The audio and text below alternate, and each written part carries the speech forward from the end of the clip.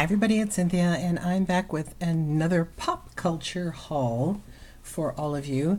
I actually haven't done that much shopping this week. The estate sales were kind of, I don't know, there really wasn't much, and we've hit a couple of thrift stores and really come away fairly empty handed, which is sort of sad. But I got what I got, and I thought I'd show you. And I wanted to start with this. I think I mentioned this in another video, but I didn't show it to you. I found this, we were at a garage sale a week or two ago, and on my way out, I happened to just see this literally just laying on the ground with a bunch of other things. And I thought it was fun because it was leather, and I didn't actually even notice that it was from the New Zealand. It's the group. I've seen this a lot. Weta, I don't know if it's pronounced that way. A lot of the stuff from the official items come from them. So it is an official bookmark made in New Zealand, and it is leather as far as I could tell. And it was just really nice. It's got some little bit of scratching here that you can't really see in the camera. I bought it really just to use as a bookmark because it's nice and sturdy, even though I don't read as much as I used to. But then I started looking, and they actually kind of sell. So it might end up for sale or it might end up included in some other items. Not sure, but that's my Hobbit bookmark. Pop it in there. I found this at Salvation Army. Let me get this cord out of the way here. So we got some Mickey ears. I'm trying to adjust the camera to the best way to show everything. And sorry, making you nauseous. There we go. So this is a Fantasia set of Mickey ears. It is from Disney Parks, which I think maybe all the ears are. I'm not sure, but it is official.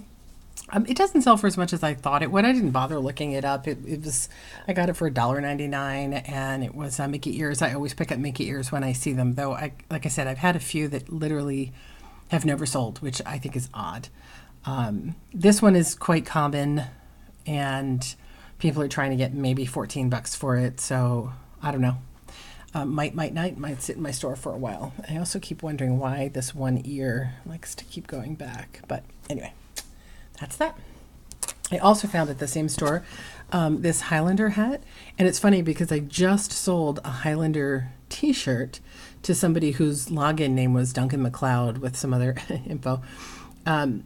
This was a little different. I've seen several online, but they have like a sword underneath here. This is just the line.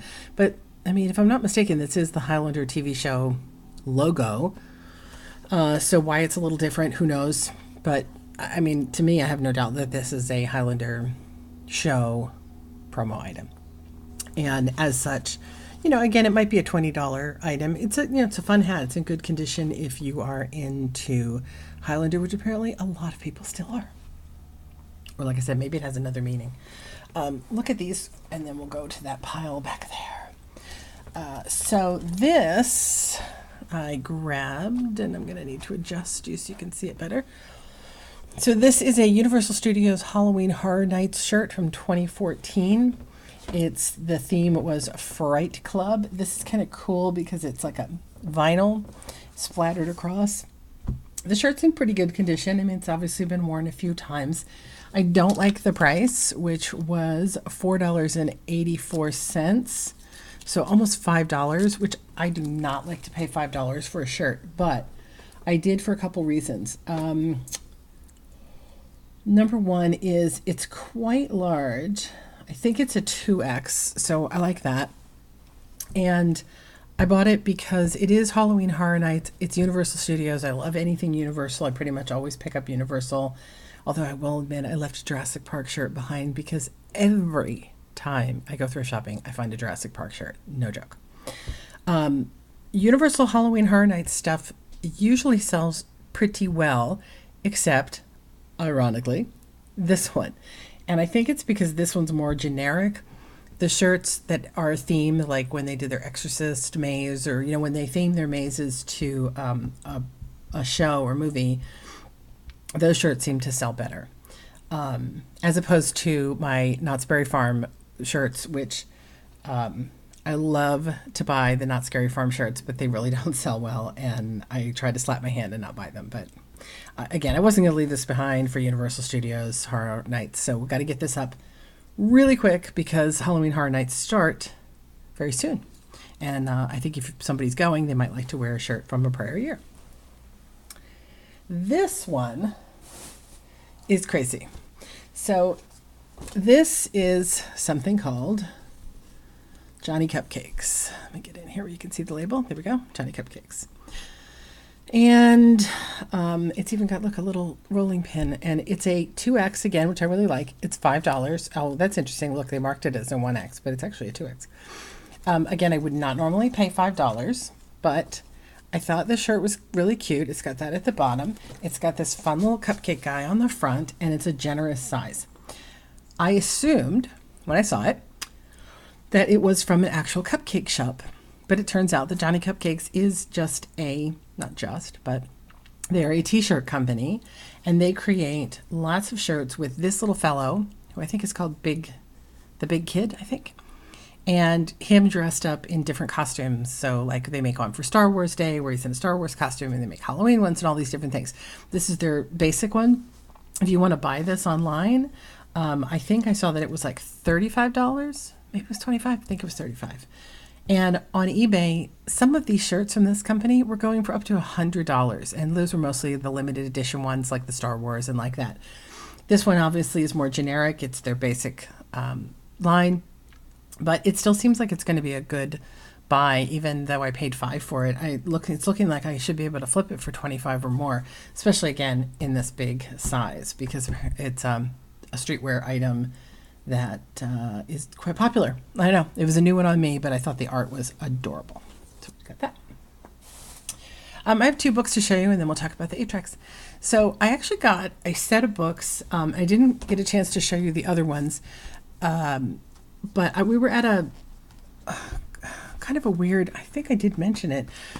It was a store that was an estate sale company. They were going to go out of business, but then they decided not to go out of business. I don't know. They had a set of books related to witchcraft. This isn't what I'm saying. They had Aleister Crowley books, Wiccan, pagan books, and I picked up several of those, and they were insane. Like their value on eBay and Amazon was like $50 to $100 per book. We actually already sold almost all the books I bought from that set. I have only one left. I also picked up this, which it doesn't have as much value. I grabbed this actually mostly for myself to look through, because when I was in college, I did my English thesis paper on Jack the Ripper, on the Prince Eddie being the Ripper. Since then, a lot of people have found evidence to the contrary, and I'm sure this book is going to talk about that. But I did so much study about Jack the Ripper. I went back and read all of the old microfilm of the original newspapers at the time, and every piece of documentation I could find and really digged up. So I'm quite fascinated, as many people are, by this subject. And this book seemed really nice. It's a big, thick, glossy page book with lots of details. So I wanted to read through it, and maybe I'll get inspired to finally get back to writing some of my murder mysteries, and then it might go up for sale after that if it's worth it, or just redonated, but I wasn't going to leave that one behind. This turned out to be something really cool. I picked it up originally because I thought it was a yearbook, and yearbooks sell. I've never bought one, although, or maybe I have, I don't know. I don't buy them often, but I'm always thinking about it because I know people say they do sell really well. And then because it was with all the Aleister Crowley stuff, I thought it was, at a quick glance, I thought it was also something about witchcraft. Like we see, like a page like this. But on closer examination, it turns out to be a magician's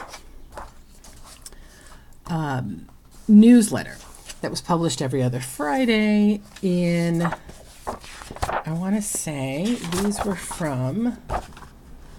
Oh, it's on here somewhere.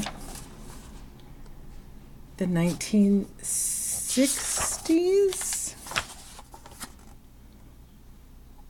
50s, 1952. So back in the 50s, this newsletter came out in New York, and it was sent out to professional magicians or people who were interested in magic, I guess. And this is a bound together index of issues 251 to 300. And it does, the question is, are these 1950s that have been recopied, say, in the 80s or 70s and bound into this book, or was this book made in the 50s, like say at the end of every year, they did a bound copy and sold it to people who wanted to get them all once? I did see people selling individual copies. Here you go, 26 issues a year. You could get them for $4. 6 issues for $1.20 per copy. You can't even get a cup of coffee for 20 cents. You can't even buy a stamp for 20 cents. So really fascinating. And I did see some people selling a set of individual newsletters on eBay for like $100 or $150 even. So I have hope that this book is going to be of great interest to someone. Now they didn't sell for the $150, but they were asking that, and no one else has anything like this. In the past, we've done really, really, really well with stuff from professional magicians. We were at a estate sale of a professional magician and picked up so many magic tricks that sold very well. Oh yeah, here's our dates, 1953.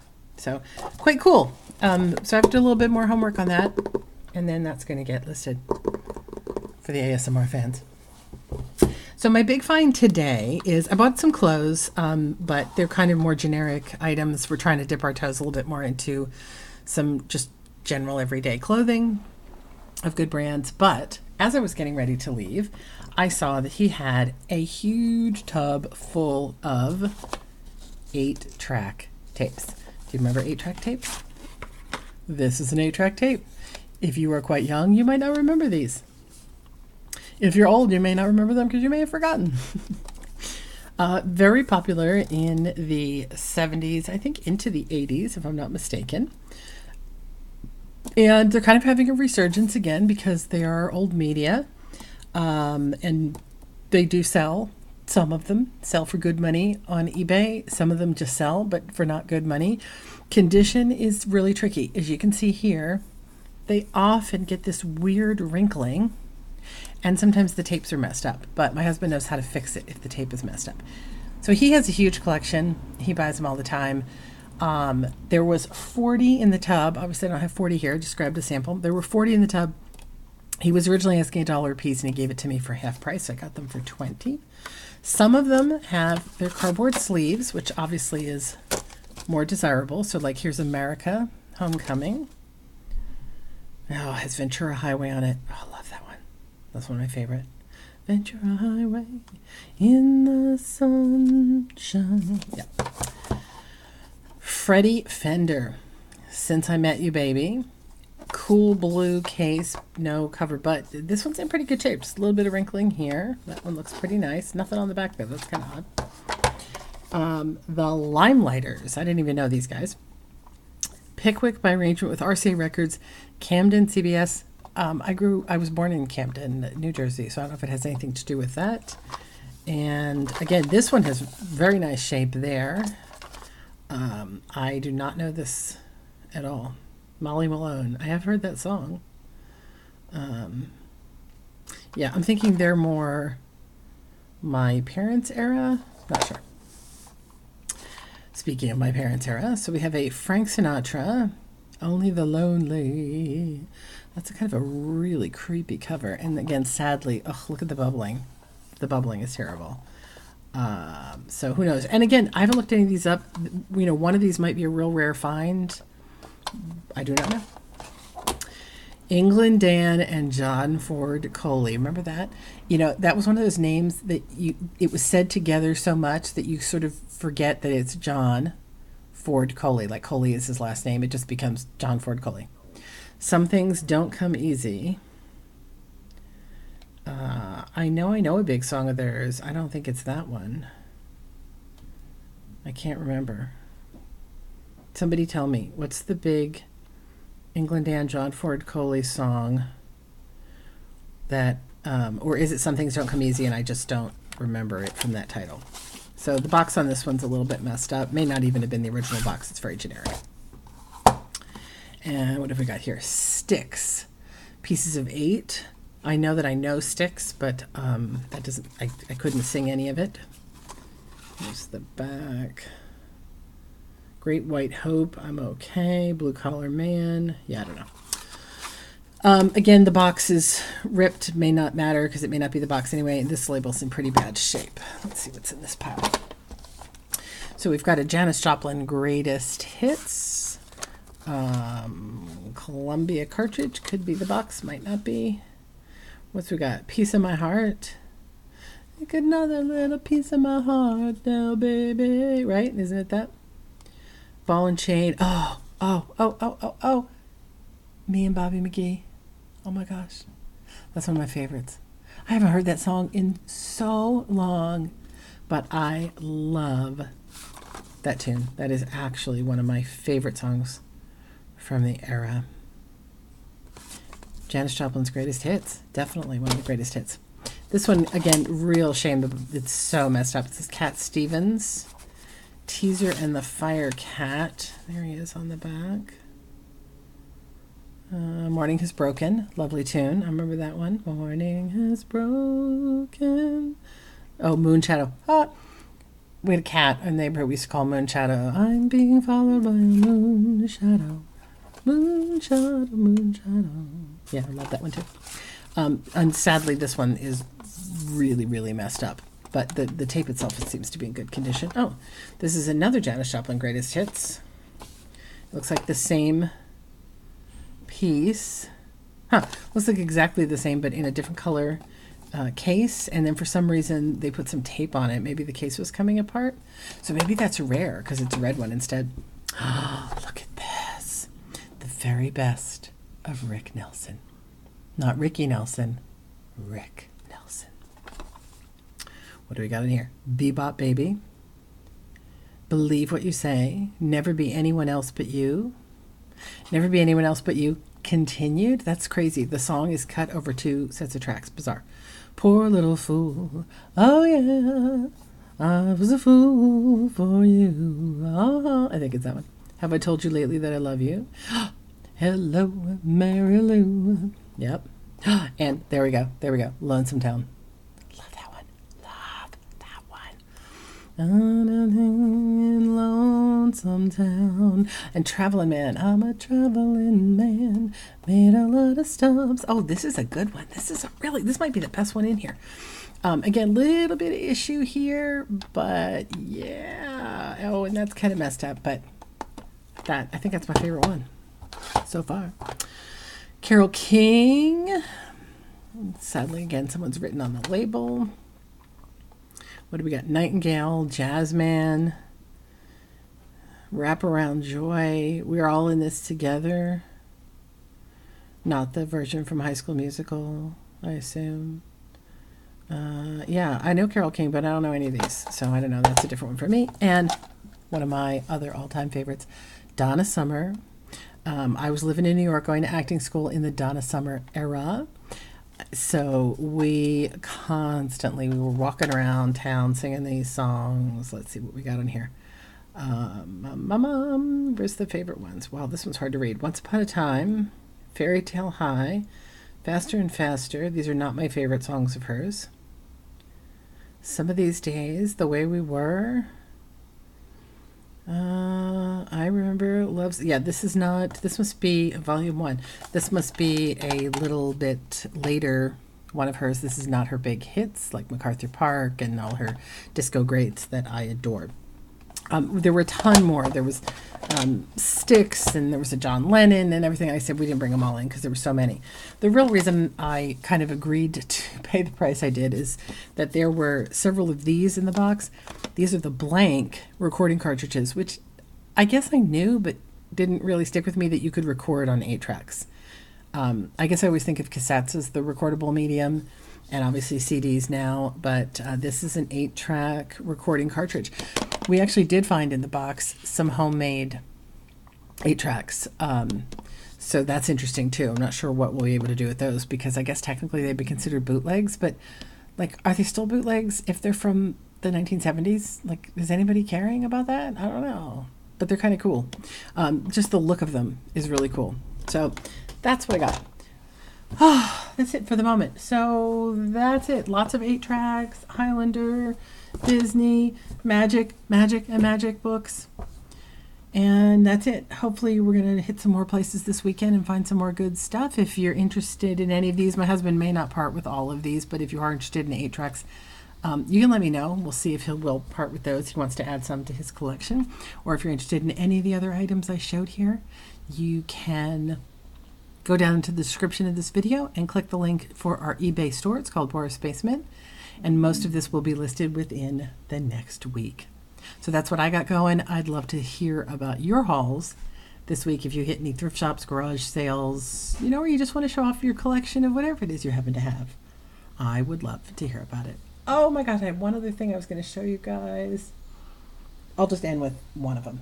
Let me grab it. Hang on. Hold that thought. Oh. There we go. We had to go to 2 Targets, but we finally found a set of these Universal Monster Screamers. They call it Monsterville, only at Target. Check this out. I have never seen anything like this before.